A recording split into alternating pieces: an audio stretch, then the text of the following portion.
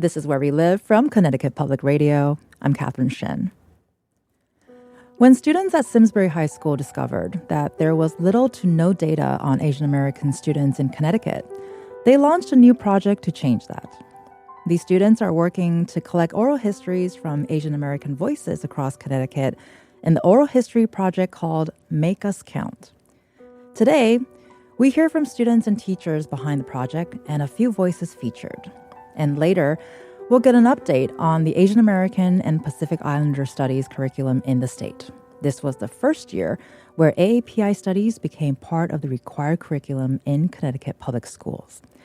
And joining us now is Raylan Medina, senior at Simsbury High School. Raylan, welcome to the show. Hi, thank you. And also Vivian Amsterdam, who's also a senior at Simsbury High School. Vivian, appreciate you coming on as well. Thank you so much. And also Dhriti Mavarapu, who's also a senior at Simsbury High School. Dhriti, thanks for coming as well. Thank you so much. This is so great. And so, Raylan, I'm going to start with you here. Tell us, how did this project start? Yeah, so we were doing just like a regular assignment in class one day, and we were looking at the data that was getting reported from school systems. And so this is public data. Everyone can see it. You can just go online and see what's getting reported to the state. And we noticed that in some school systems, there was a high population of Asian American students. And if we went to, say, the absentee list or the suspension list or other things, they just weren't represented at all. And there wasn't a section for them. It didn't say 0. It just wasn't there. And I think seeing that just made us realize that there was such a misinterpretation about the way that Asian American students are represented in our community. And seeing that, we felt like we had to do something. We had to, find people and figure out what was going on and why they weren't represented at all. And Vivian, how did you all react when you realized that there was so little data on Asian American students? It was really shocking to me because I've spent a lot of time in honors classes, AP classes. I've taken APUSH, AP US History, and it's something that we never really touched on, but I never noticed because there's this kind of invisibility of the Asian American community. We never really focused specifically on Asian American history. And so when I was seeing this data, it really made me reflect on how little I had learned about this entire community throughout my entire school career. So we were all just really shocked. And I think that was why we were so motivated to start this project, because it's such an important topic to be discussing. Well, I think it's amazing that you all looked at the data and realized that something needs to be done. So, Raylan, how did you go from looking at the data, things that are on paper, to wanting to put that absence into action, and that action created the idea of recording oral history? Yeah, so we were sitting there and we were looking at all this data, and I remember someone in the class just said, we have to do something. We can't sit here and see this and just move on and never do anything about it.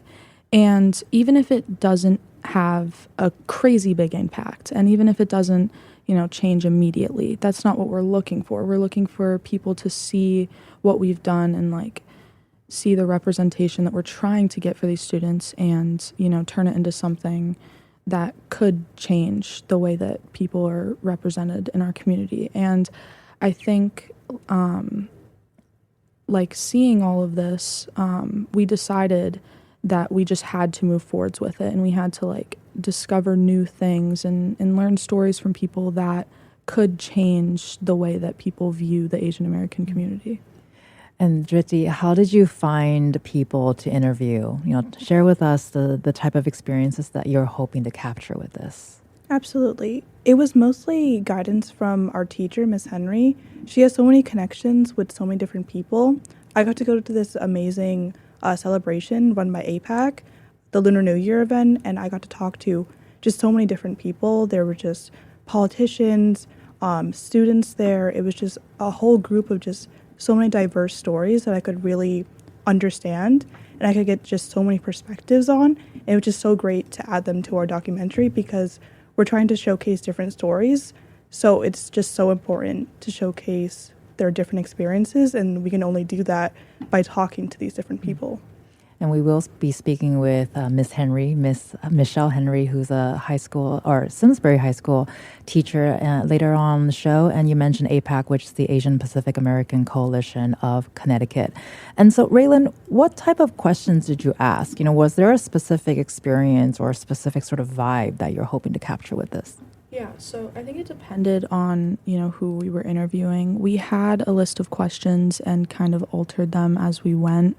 If somebody was from Connecticut, if someone went to a certain school system, we kind of twisted the questions in that way to be as if they went to, say, Simsbury High School, or they went to a different high school. We'd be like, what was the community like there? Did you feel represented? Did you see yourself throughout the community? What was it like living in that town? And I think what was most important to us was finding out what it was like in different places, because when you look at things like this, you can't just see data and be like, that's just the data. You have to realize that there's communities there, and you have to learn about those communities to be able to see and figure out what you can change about that, because we don't all go to Simsbury High School. We don't all see the same things every day. So I think the questions that we were asking were more about what it was like for those people either growing up or what it's like currently while they're growing up. And Dhriti, you were able to interview and talk with someone named Devani Do. Tell us about that experience. So she came to our school, and it was a great experience just seeing her in person and hearing her story. She's a Vietnamese refugee that came here in her teens, and she overcame just so much hardship. And it was great to talk to her about her experience coming to America just by herself and learning how to adapt and be a high school student, but also just a person who went through so much grief and so much trauma. Talking to her was really incredible. I loved hearing her story, and I really hope I get to talk to her again. Mm-hmm. And I know you mentioned it was so exciting to hear from her, but what was it like hearing stories like that? And of course, she's not the only one, but you've talked to so many. But what went through your mind as you were hearing her story? I just really was trying to talk to her about what was happening through that process. And when I hear her experience and other people's experience going through something like that, it really puts me in their shoes. And I really understand how trauma can really affect someone like that, and how deep it can penetrate, and how it impacts their children or their future lives, even though the trauma has passed, but it still stays latched onto someone. And of course, that is still very present for many in the community. And you've also interviewed a few students. Here we're going to hear from Haritha Subramanian. She is a UConn student ambassador and APAC secretary, and she's here to talk about mental health. I remember telling my dad that I wanted to explore a diagnosis for ADHD because I had the symptoms. It was affecting my academics. It was affecting the way that I live. And he basically told me that he couldn't raise a broken child. That wasn't something that he could do, which is unfortunate. And it just kind of speaks to the stigma that our community has around neurodivergency and focusing on mental health. Vivian, could you respond to what we just heard from Haritha? Of course. I think that really goes back to something that we've talked about a lot in our Asian American Studies class, which is the model minority myth and invisibility, where it kind of creates this pressure that you have to always be perfect. You have to live up to these unrealistic expectations. And because of that, mental health is a really big issue in the Asian American community that's often not really discussed. There's kind of a stigma that you shouldn't be struggling with your mental health. You shouldn't ask for help. You shouldn't look for support like therapy. And I think Haritha's experience really speaks to that, kind of the stigma that she faced from her own family when she tried to reach out and ask for help. And we've seen a lot of statistics, like in 2019, suicide was the leading cause of death for Asian American youth, and that was the only racial group where that was true. And that's just something that you don't really hear about often enough, and I think it needs to be talked about more. And it feels like oftentimes these conversations are not to say there's always a purpose, but oftentimes it's to break barriers, it's to break stigma, and it's to sort of open up conversation, not just with people in the community, but outside of it. Raylan, when you were working on this project, what were some other people that stuck out to you? So someone who definitely stuck out to me was Megan Baker. She is the Asian American Pacific Islander, representee for our state. And when speaking to her, we first started off with a presentation that she actually gave to community members of our state. And she talked about the data that we saw. And she talked about how if you dig deeper and you see this data and you want to learn more, you can actually find where Asian American students are represented in our community. And you can see where the data that was missing, and you can find that. And I think talking to her and seeing that, and seeing that she could find the data if you dig deeper, I think that really showed me that there's so much more that could be represented. And I think that made it so confusing for me, because I didn't understand why, if the data was out there, it wasn't represented. And I didn't understand why, if any other group of people, if other groups of people can be represented in that way and can be shown in the data, why can't Asian American students? And like Vivian was talking about before, like, this really goes back to the model minority myth of these students are perfect. They're perfect. They have to be perfect. They're great at math. They're great in school, and they're quiet and they're shy. And I think the data speaks to so much more than just being numbers. And that was really shown in Megan Baker's interview. And then talking to her separately after that and doing an interview with her, you also realize that the people that are standing up for this have their own stories and they had their own experiences. And you have to learn that to be able to get the whole truth and the whole story. Well, considering you're talking on live radio right now, you're definitely breaking the barrier of being a quiet person, I think. And then as a part of the project, you all also spoke with Connecticut Attorney General William Tong. And here's what he shared about some of his experiences as an Asian American politician. Of color, and he asked me, well, do Asian Americans count as people of color? And it was just a good reminder as I was speaking to this legislator during a live debate. You don't even see me. Right?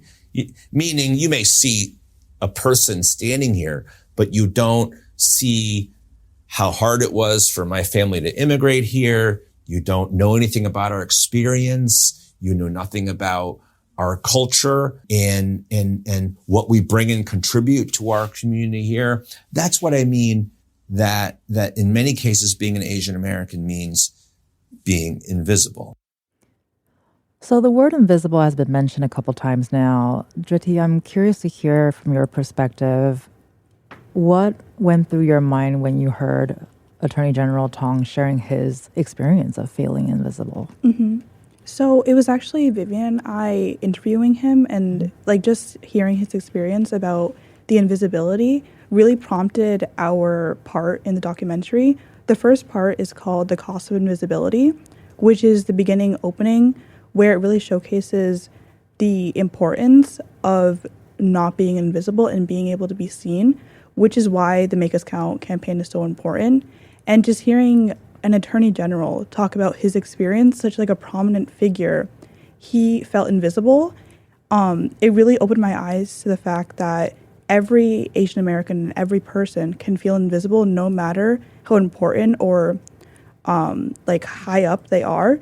They can still feel that pressure that they're invisible and they're just not seen in a community full of people that just don't appreciate what they do. When Vivian, you mentioned the model minority myth earlier, can you share with our listeners what that is? So the model minority myth is basically the idea that Asians are a model minority. They're like the ideal minority group in America because they are naturally smart, naturally successful, hardworking, and they don't cause any sort of social unrest. And at surface level, it can sound like a good thing, but in reality, it's really not. It causes, like I said before, lots of pressure and stigma around mental health and failure, and you have to be constantly living up to these expectations. But it also creates barriers to receiving support because people just assume that Asians aren't going to be struggling, so we don't need to focus on them. We don't need to advocate for them. We don't need to invest in having support that is specifically for them. So I think that's represented a lot by the fact that there's no data being represented for Asian students in school, because it's just assumed that, well, they don't need help. We don't need to see how many of them are absent chronically. We don't need to see if they're prepared for college, because we assume that they are a model minority.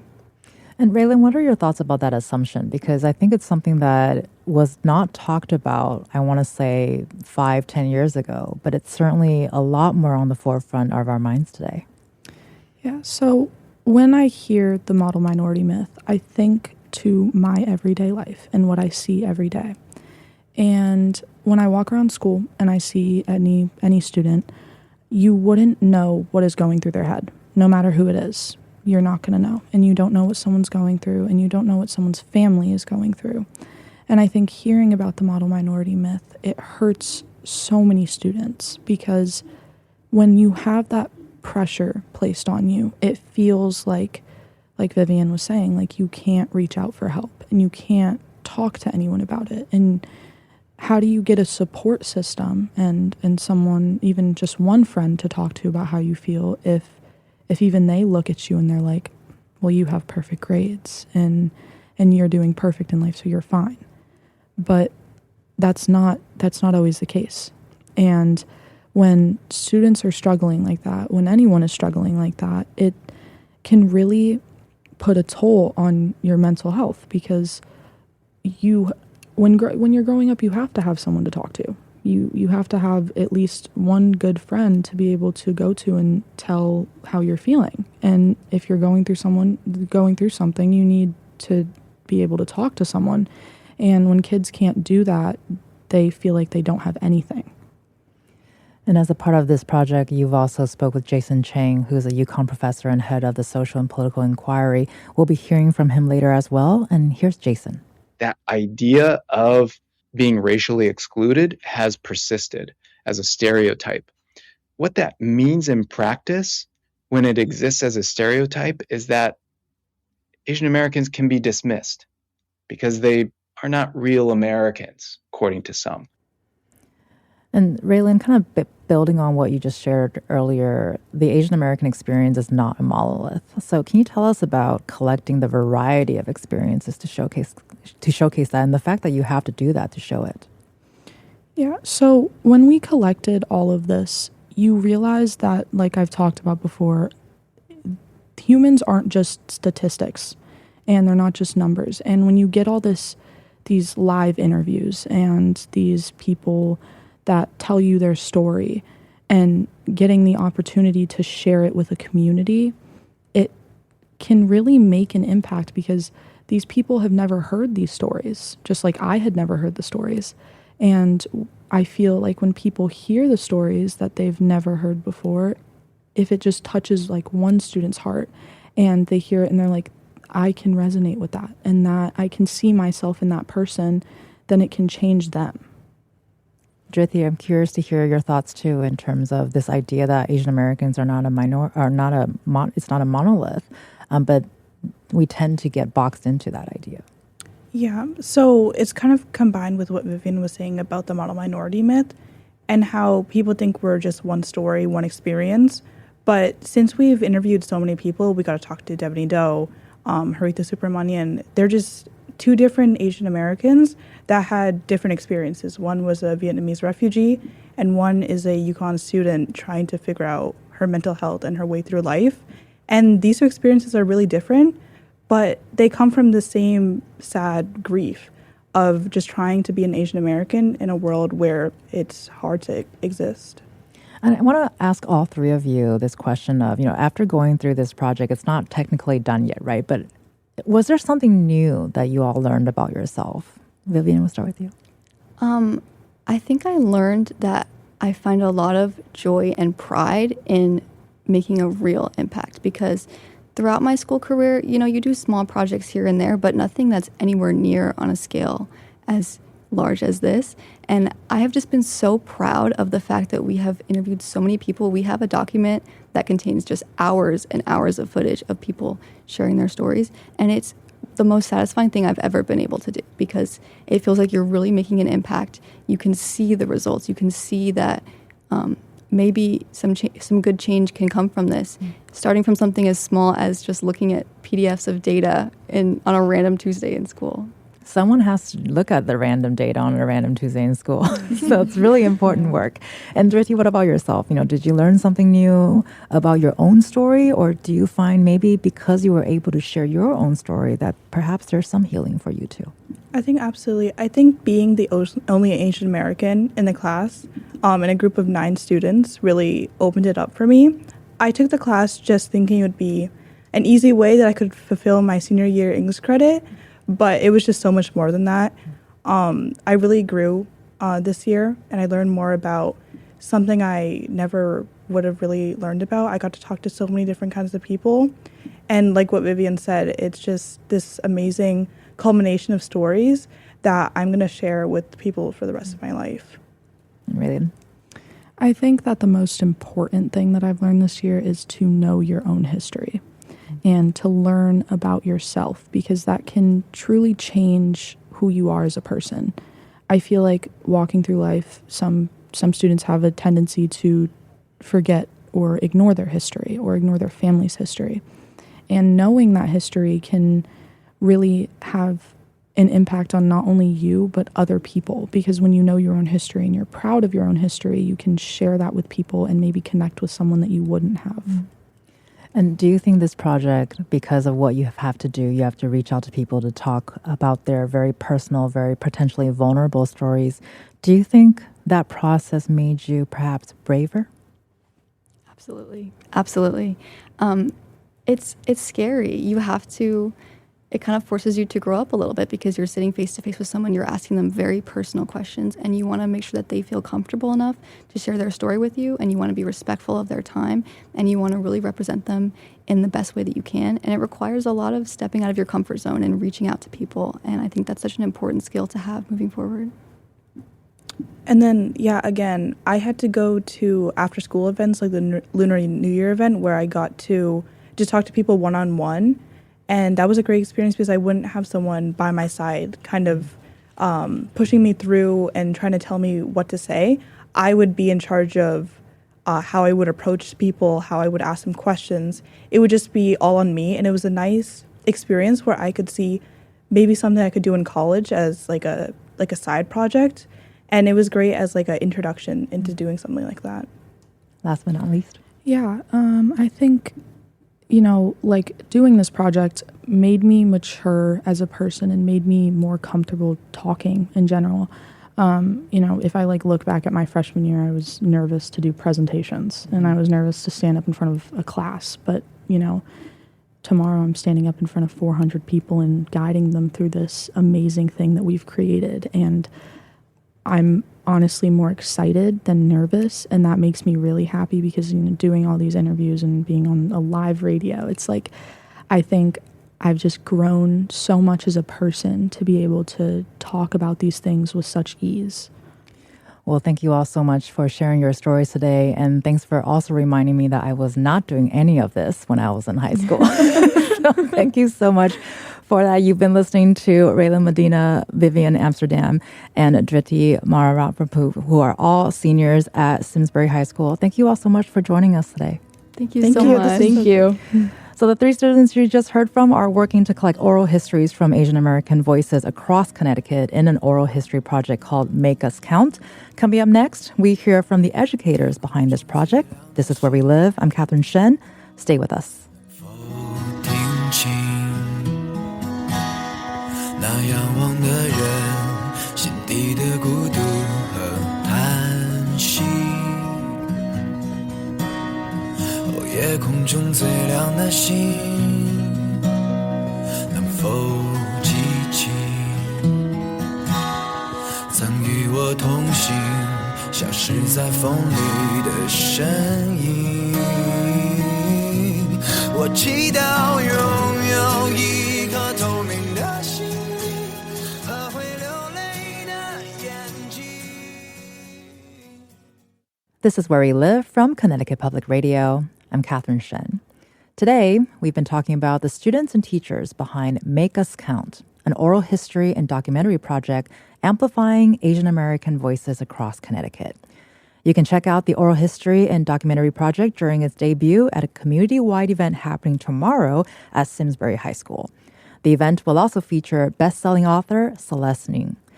Joining us now is Michelle Henry. She's an English and Asian American Studies teacher at Simsbury High School who developed this project with students. She was also named Educator of the Year by the Granby-Simsbury Chamber of Commerce. Michelle, thank you so much for joining us. Thank you so much for having me. You were listening to your students on live radio just now. What were you thinking as you were listening to them talk? Because they're doing some amazing work at school. It's been just incredibly rewarding, and just to be able to hear them and just articulate the takeaways I was just very proud. I mean, I wish I can be as good at articulating today like they are versus when I was that age. So tell us more about how you all prepare to do the interviews and to collect the stories. Yes, we really try to focus on themes of identity, representation, and belonging, understanding that stories can humanize data. And I think what really was the heart of the story was really inspired by Celeste Ng's book, Everything I Never Told You.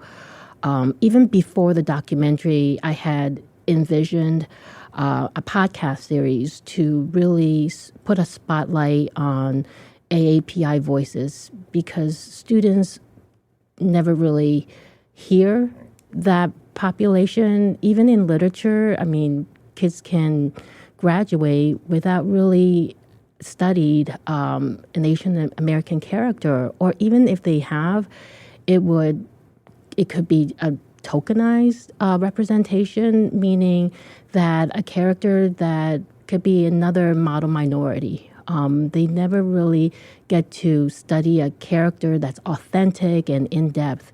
And what made Celeste's characters so unique is that they were so relatable. They were authentic. Regardless of students' background, they all can take something away from the central character or even the minor characters.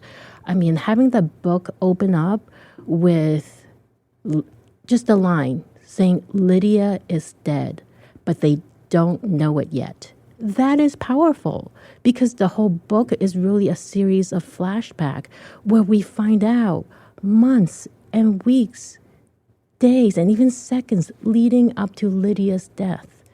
And so this powerful book really causes us to think about how can a 16-year-old, right, experience so much that no one even around her noticed the pressures that she faced, and for her to die and not having her parents even realize the struggles that she's been going through. And it certainly underscores the name of the title of the book, Everything I Never Told You, the silent cry of this biracial teenager.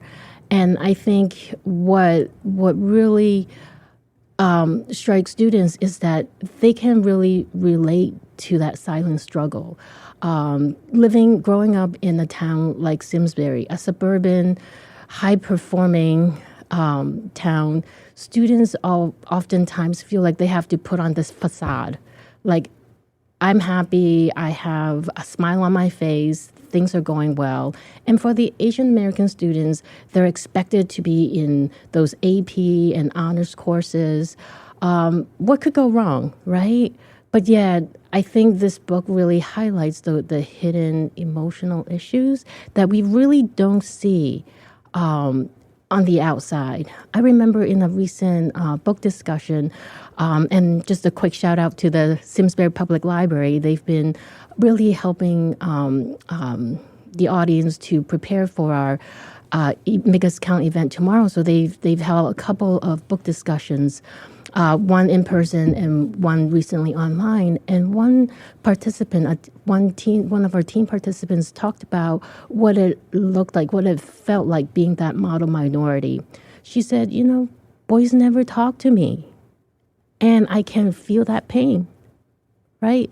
She's like, just so sometimes we feel like invisibility isn't really just about that blatant racism where you feel discriminated or marginalized, but invisibility could be just that feeling of being overlooked, that feeling of, I don't matter. Nobody cares. And of course, when students saw the missing data in just the statewide school reportings of Asian Americans, they were shocked. And it's not the first year that we have really studied and analyzed data in my classes, but I just have a very special group of students this year, my powerful 9 students. They were outraged. And they said, Mrs. Henry, we have to do something about it. And so from what I had envisioned as an oral history project, just creating a podcast of our interviewees, they wanted to really make more of a statement. They want the community to see the importance and also the outcomes. What does it look like when young people, especially when they're not being seen, when they feel othered? There is a cost to that invisibility. It could look like mental health issues that's underlying, that is hidden, that is not seen.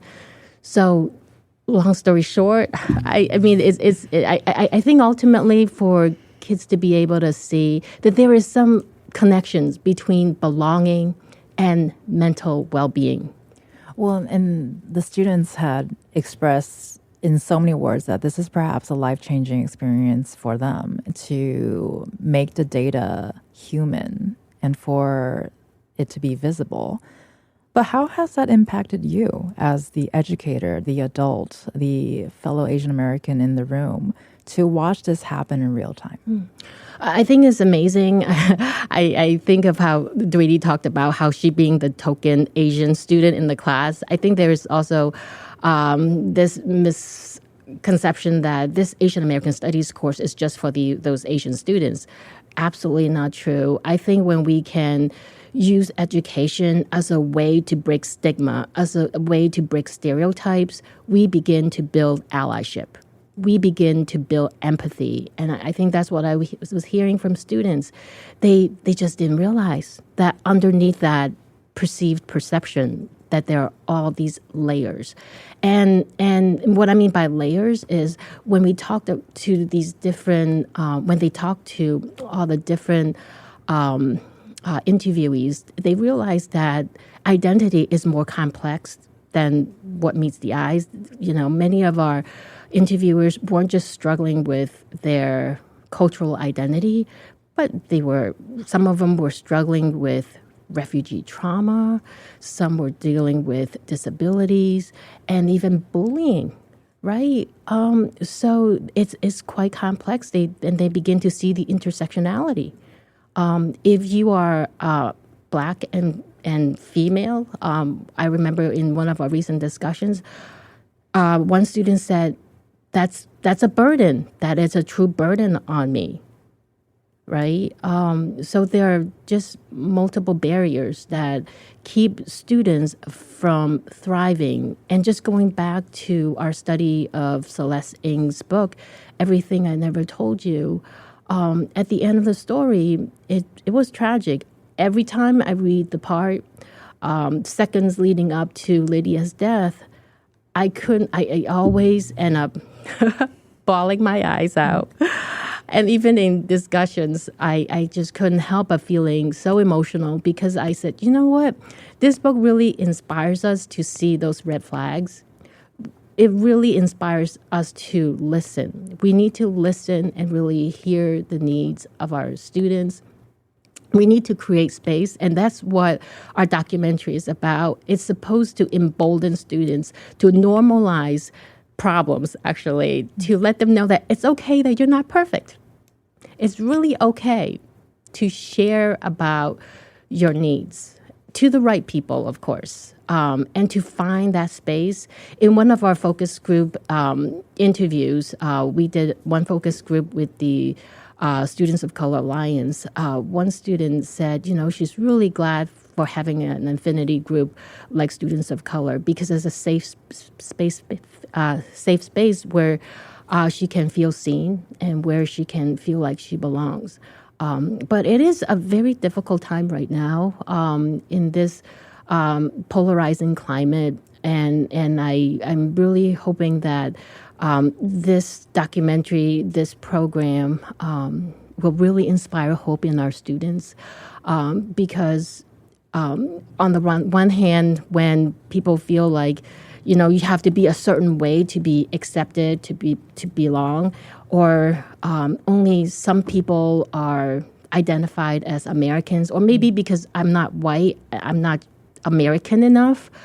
But when you hear these stories and listen to Asian American students who have been here for generations, but yet still feel like they are perpetual foreigners in this country, I think we really are, again, breaking those stereotypes and helping our audience to see that, Asian Americans are very much Americans, and we all share similar, just universal human needs, and we all want to belong.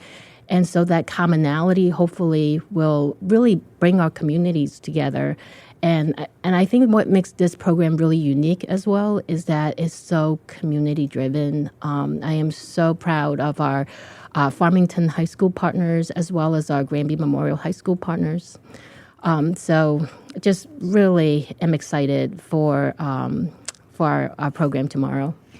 Well, you've been listening to Michelle Henry, who's an English and Asian American Studies teacher at Simsbury High School, and she'll be staying with us. Coming up, we'll also get an update from Jason Oliver Chang, who helped get Asian American and Pacific Islander studies in all Connecticut public schools. Stay with us.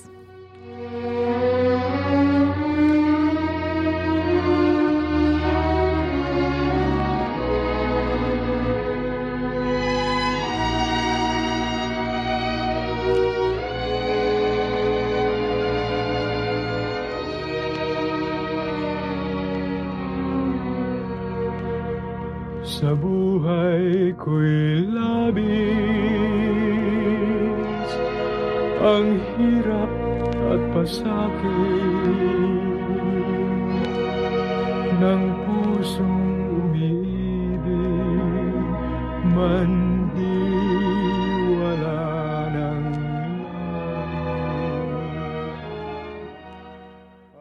This is Where We Live from Connecticut Public Radio. I'm Catherine Shen. This year, students in Simsbury High School's Asian American Studies course launched a new initiative to document Asian American voices across the state. This project comes as Asian American and Pacific Islander studies are now a required part of all Connecticut public school curriculums. And joining us now is Jason Oliver Chang, Associate Professor of History and Asian American Studies at UConn. Welcome back to the show, Jason. Good morning. And so before we get an update on the AAPI Studies curriculum here, you've been listening to the conversation with Michelle Henry and also the amazing students at Simsbury High School. Can you respond to what you've heard? Well, I'm not going to lie. I was crying when they were discussing their experiences and the insights that they're learning. That I did not have their same experience in high school, and being able to discuss those vulnerabilities, those challenges, those things that were invisible took me a long time to be able to recognize and identify for myself.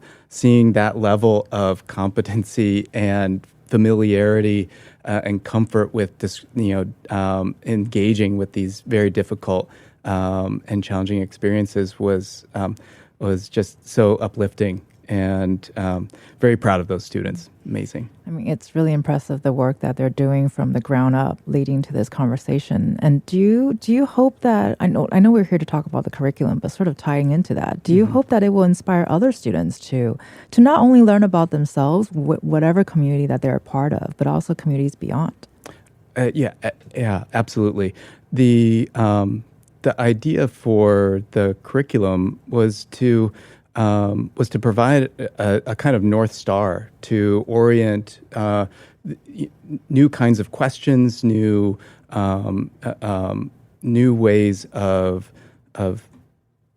telling the Connecticut story, and so when we opened up this kind of project of developing a curriculum for the state, we are already coming in at a level which most educators don't have a sort of fundamental background, and so we know that there's going to be a need to develop new kinds of resources, and since Connecticut's Asian American communities really began to thrive after 1965, the Hart-Celler Act, which transformed immigration policy in the country, there aren't a lot of existing studies about Asian Americans in the state.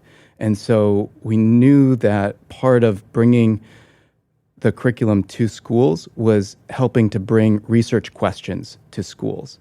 And this is such a fantastic, demonstration of the power of genuine, authentic inquiry that is combining literature, history, politics, law, philosophy, sociology, culture. It's really tremendous. And what do you know about how our schools implementing the curriculum? What's that looking like in classrooms? Yeah, so Connecticut has what's called a home rule kind of policy, where when the state makes passes statutes that apply to all school districts, it's up to the district to decide how to implement that. So that is roughly 170 school districts in the state, and they some are directly addressing this new statute. Others aren't aware that it exists. So myself and my co-pilot in the curriculum lab, Jennifer Hequila Diaz, have been working with various districts like Milford, Simsbury, Farmington, Hartford, West Hartford. There have been just so many really amazing teachers who've reached out, school administrators, department heads of social studies in our schools that have reached out to begin a relationship with us at UConn to continue professional development and to bring the resources and the really what I would call like a community of practice to these schools. Our vision for implementing this idea is actually to have what we're calling homegrown Asian American studies. That it ought to derive from community engagement. It ought to derive from an authentic understanding of the Asian American communities that make up that school district. So one of the things that the students were so brilliantly identified was that Asian Americans are a really diverse group, and that the composition, the ethnic composition of Asian Americans really differs from county to county in Connecticut. So even though we have some districts, some counties with really high, Hartford and Fairfield counties have really high numbers of Asian Americans in comparison to the other counties in the state, the composition in those two counties is very different. And so we wanted the curriculum to grow out of those differences, to reflect the communities there. And when you're doing this advocacy and building this curriculum, I think you mentioned previously that this is sort of a forever project, and I think we're sort of catching up to history. But as we're catching up to history with the oral history projects, we're also slowly losing elders who can tell those stories. So is there sort of a timeline here that you're hoping to gauge, like to increase the speed, or vice versa, I guess? Yes. So one of the projects that we've done in the state is called My Story, Our Future, and it's working with the Greenwich Historical Society and the India Cultural Center in Greenwich, and that project brings in middle school and high school students, and we teach them about Asian American history and oral history methods, and they then interview parents and grandparents, and And so those experiences of sort of like the first day of moving to Connecticut are a really important sort of touchstone for the family, but then they also become a really important record of migration and belonging in the state. And so it's that level of outreach and involvement that I think will kind of make a difference in terms of the urgency that we feel to address these this need to accurately include stories of Asian Americans. So you've mentioned before that you never thought you were going to be talking about this at any point of your professional career. How has this experience changed you? That's really hard to summarize, but I think because it has affected almost every part of my life. I have been involved in education now in ways that I never thought possible. I've been an elected member of the Board of Education, secretary of the Board of Education in West Hartford, and testified at hearings, been a part of Commission for Women, Children, Seniors, Equity, and Opportunity, dialogues about policy, and being invited to school districts to recommend and advise teachers on building new curriculum. So, I think I really related to what the students said too about the bravery and courage that challenging questions force you to reckon with, and I think as I was listening to them, I was thinking to myself, the surprise that they experience and that we all experience when we hear a story that we didn't know about is a really important feeling to dwell on. Why is this surprising, right? And I think for myself, I recognize that too. Like when I hear the students speaking about their vulnerabilities and their fears, I reflected on that too. As like this is a moment for me to grow as well. And got about 30 minutes here, Michelle. Would love for you to share too. How has it changed you? And I know it's a big question. Yes, thank you, Catherine. I think developing this Asian American Studies course with the partnership of Jason Chang and UConn ECE program has really allowed me to really understand the importance of solidarity. I know Dweety mentioned that I'm very well connected. I was able to reach out to many of the interviewees for opportunities to get to know them and hear their stories. I think growing up for myself, I've always kind of lived in a bubble, and there was I wanted to assimilate, and I was hiding my own identity. But now I think I am. I have also multiracial children, and seeing how they navigate with their culture and their different identities, it really inspires me to really use education as a way to bridge differences. Thank you, Catherine. Well, thank you all so much for sharing your stories with us and inspiring us today. You've been listening to Michelle Henry, who's the English and Asian American Studies teacher at Simsbury High School. Michelle, thank you so much for your time. You're also listening to Jason Oliver Chang, who's an associate professor of history and Asian American Studies at UConn. Jason, always appreciate your time as well. Thank you, Kat. I'm Catherine Shen. Today's show is produced by Tess Terrible. Our technical producer is Dylan Reyes. Download Where We Live anytime on your favorite podcast app. And thank you all so much for listening.